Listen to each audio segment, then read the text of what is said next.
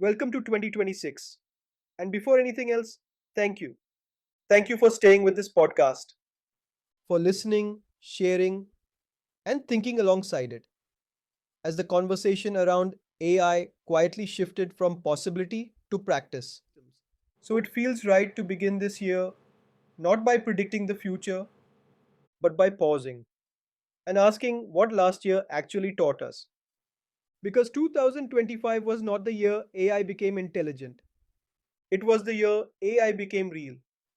In 2025, AI was framed primarily as acceleration of coding, acceleration of analysis, acceleration of delivery.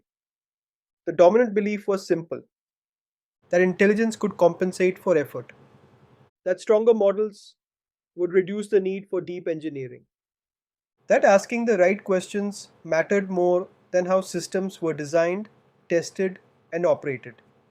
AI was treated as something you layered on top of existing workflows rather than something that reshaped how those workflows needed to function. That framing drove adoption.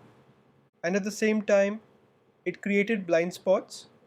One of the most common questions people asked last year was whether AI would replace junior developers.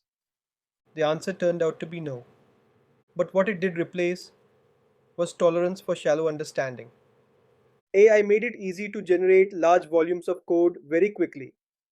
What it did not provide was judgment, accountability, or context. Teams learned, often the hard way, that producing code without comprehension doesn't remove work, it just pushes it downstream. Faster output meant faster accumulation of defects, unclear logic, fragile integrations, reviewing, testing, and stabilizing. AI generated output still required experience. So AI didn't eliminate junior developers. It eliminated the ability to hide behind speed. In 2026, juniors who learn how systems behave, how failures emerge, and how trade offs are made will progress faster than ever. Those who use AI as a substitute for fundamentals will plateau just as quickly. Prompting followed a similar arc. Prompting mattered in 2025 because it was visible. Small changes produced immediate results. It felt powerful. But prompting was never engineering. Engineering is about repeatability, control, failure handling, long term behavior. Prompts optimize individual interactions. Systems operate across thousands of them. By the end of 2025, most teams had learned that even beautifully crafted prompts could not compensate for weak architecture, unclear boundaries, or missing observability. In 2026, prompting becomes a baseline skill, useful, expected, and limited. The real work shifts to how prompts are composed into workflows, how they're constrained by rules, versioned, tested across scenarios, and retired when assumptions change. Then came agents. In 2025, agent based systems were full of optimism. Give models goals, tools, and memory, and autonomy would emerge. What many teams actually encountered were loops, retries, rising costs, and unpredictable behavior. The issue was never agents themselves, it was unbounded autonomy. In 2026, autonomy stops being something to maximize. It becomes something to place deliberately. Clear authority limits, stopping conditions, escalation paths, human override points, these outperform open ended automation every time. Intelligence without structure turns out to be fragile, especially once systems enter real business workflows. No code followed a similar pattern. In 2025, no code and low code expanded access. More people could build, connect, automate. What didn't disappear was complexity. Logic still had to be maintained, edge cases still surfaced, failures still required diagnosis, and when systems broke, the cost of repair often landed on people who were never involved in building them.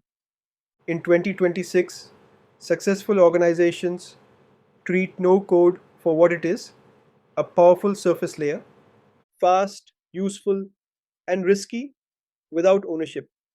effective only when paired with lifecycle thinking and governance. So, what actually changes in 2026? Not the pace of innovation. Models will improve, tooling will mature, new abstractions will appear. What changes is what we expect from systems once they're in production.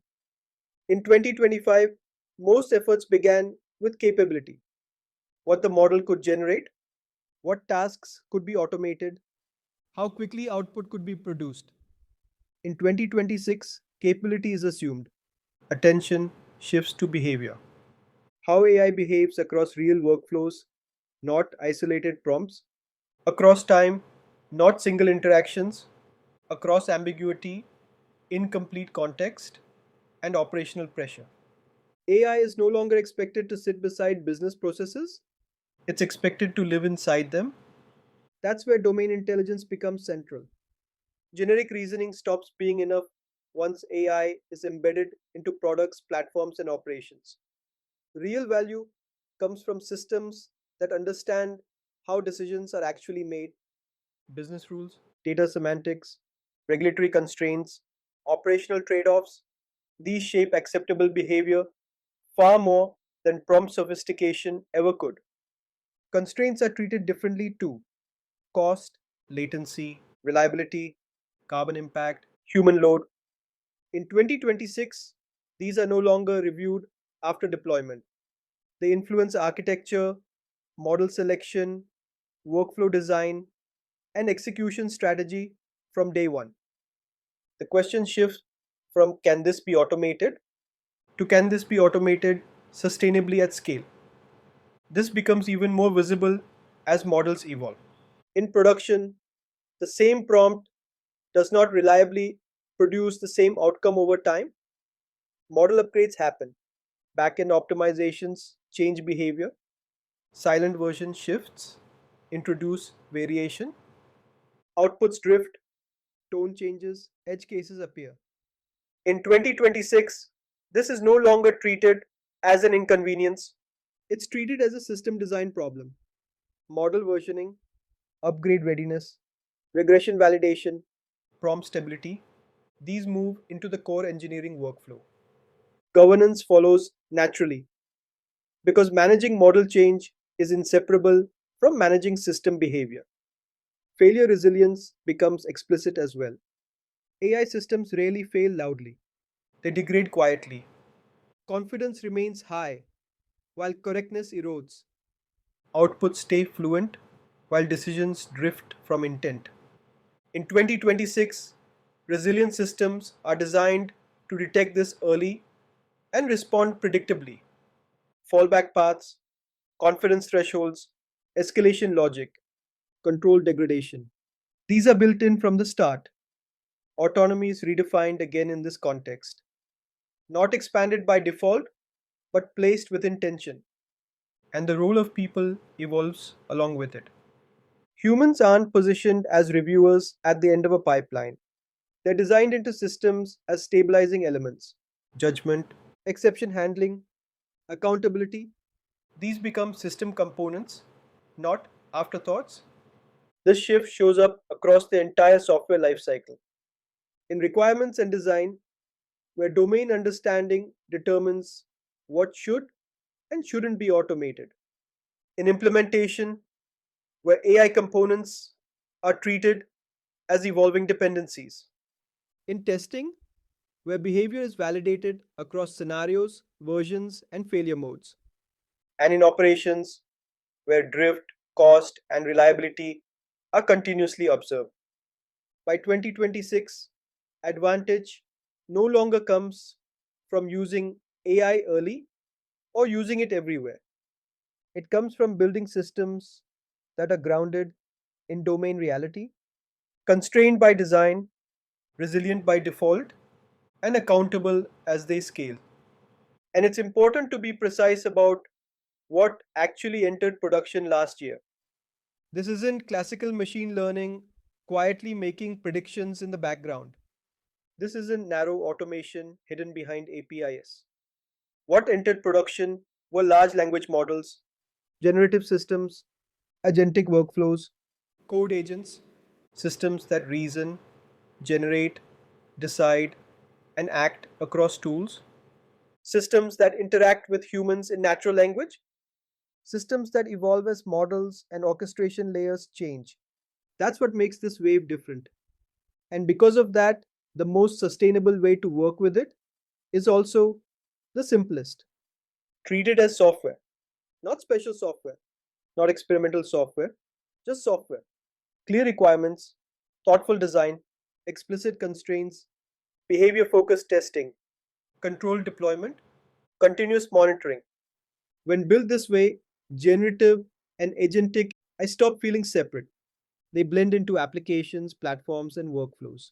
Whether AI is involved or not becomes almost invisible. The intelligence supports outcomes without demanding attention. And that is what this next phase of AI is really about. Until next time, thank you for being part of this journey and for building AI the way it deserves to be built.